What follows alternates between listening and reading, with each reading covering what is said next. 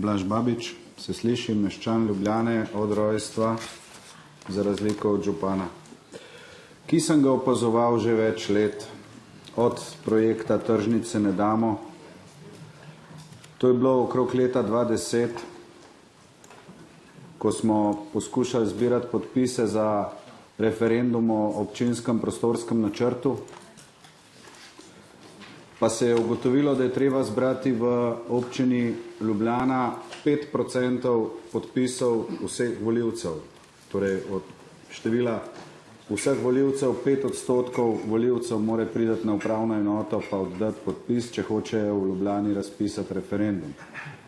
Za primerjavo, na državnem nivoju je potrebnih za referendum 40.000 podpisov, kar pomeni 2,35% vseh volivcev. Torej je kvota v Ljubljani dvakrat še enkrat večja.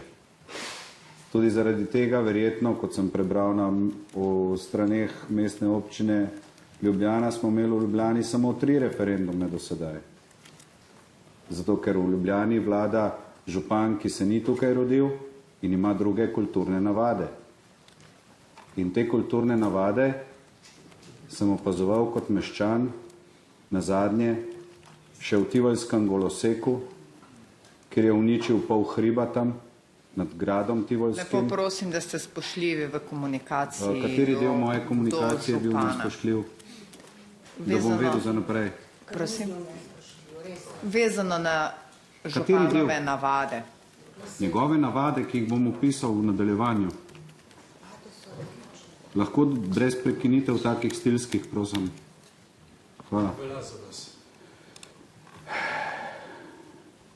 Skratka, že pri projektu Tržnice ne damo, leta 2012 sem stal pred magistratom in držal transparent z napisom lopov, vejca, radi te imamo.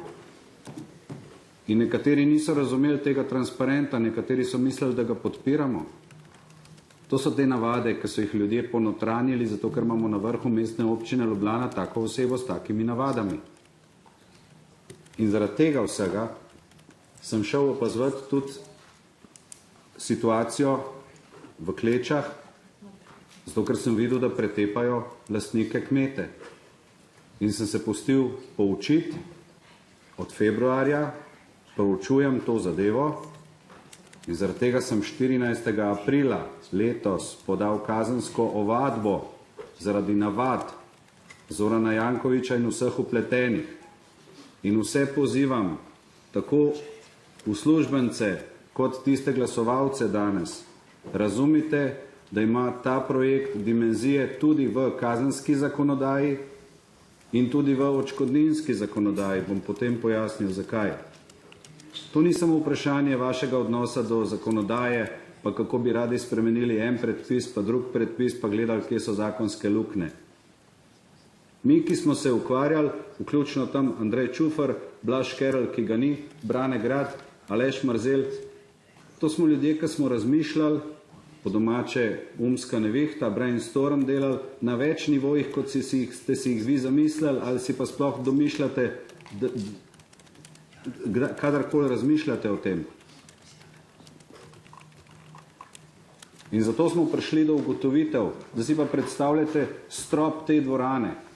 Približno toliko je od cevi, če bi bila cev kanalizacijska postavljena na vrhu, na stropu, do tukaj, do nas, tukaj je pa pitna voda. Toliko je razlike med podtalnico, ki je izvir za čisto pitno vodo v Ljubljani, do cevi, ki bo dokazljivo puščala. Geološki zavod Slovenije je napisal od 2 litrov na sekundo do 10 litrov na sekundo na trasi med Brodom pa Ježico.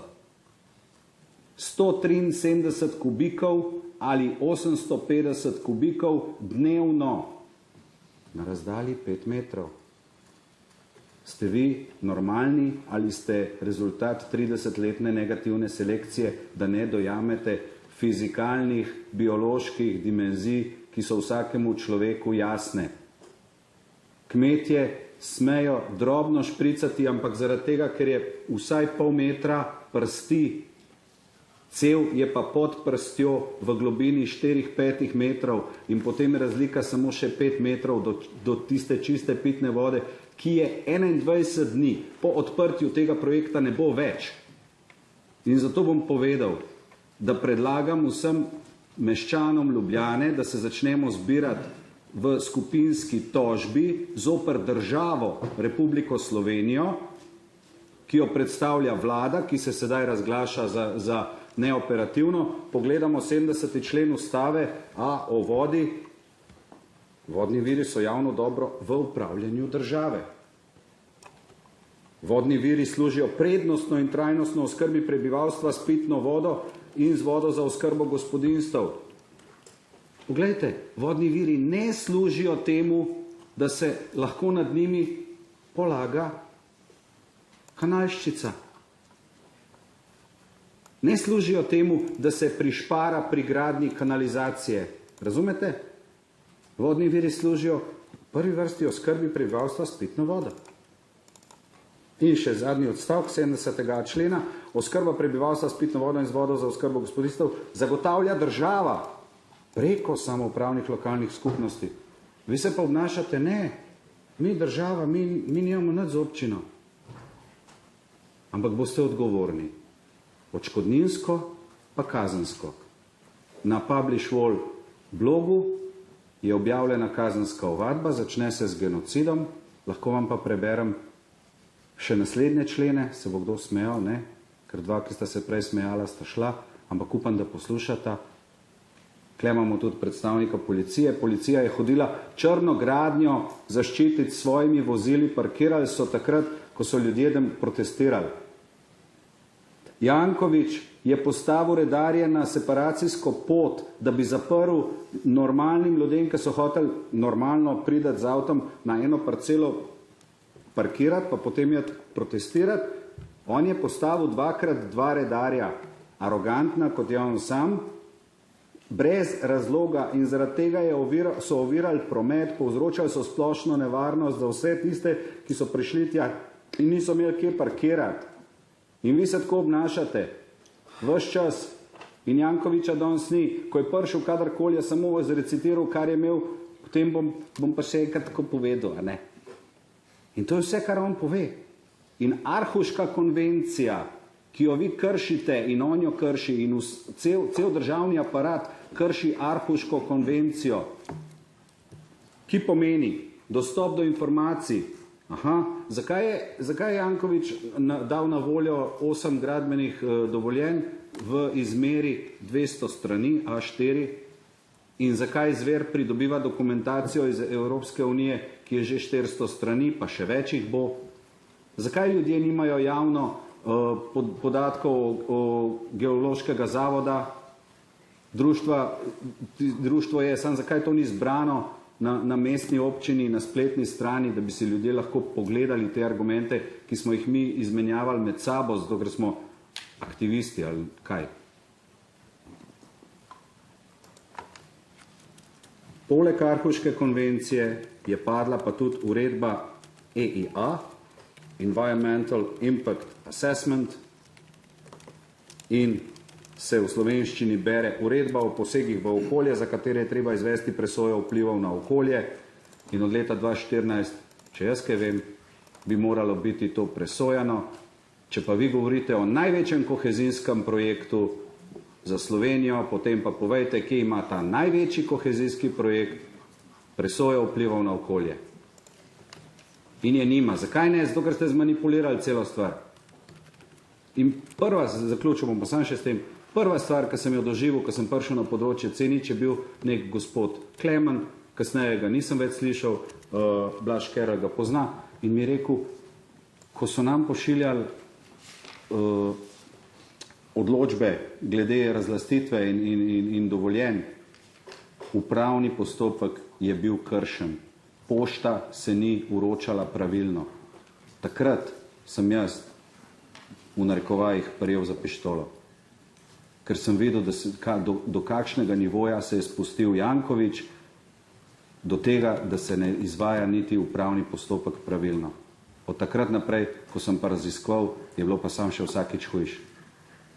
in skupinska tožba, da boste dojeli poleg kazenske, ko vam lahko še enkrat naštejem vse člene. Vsak posameznik v Ljubljani, jaz bom ustrajal pri ceni najmanj 1000 evrov, zato ker veste vsi, kaj se ima za zgoditi. 1000 evrov za posameznika na dan, če boste uničali čisto pitno vodo. To bo 300 milijonov na dan. Toliko bo odgovorna država proti meščanom Ljubljane, pa toliko, da bojo ostali izven Ljubljane razumeli, da to ni hec, ki se tiče samo Ljubljane. In v enem mesecu 10 milijard. Boste pripravljeni zastaviti vse. Naj Janković zastav, dam vse svoje premoženje iz tujine, pa doma dam v primeru, ko bo prva kapljica 5 metrov je razlike. 173 kubikov na dan na razdalji od Broda do Ježce, Bronica. Če vse dobro dela, pa ni, ker se je že ugotavljali, in to bo Andrej Čufer povedal, pri ugradnji cevi so že take lukne, da sam bežite stran, zaprite projekt, pa slučajno ne glasovati več tako, kot ste do zdaj, pa naj se ta zadeva konča, ker zgubljamo čas, policija more pa svoje narediti. Pa zaustaviti tudi projekt, zato ker je treba zagotoviti varstvo dokazov. Cevi, slabo položene cevi so pa že dokazi prvih kaznivih dejanj. Hvala lepa. Hvala lepa tudi vam, državni sekretar, magister Weigl. Ste želeli vi besedo?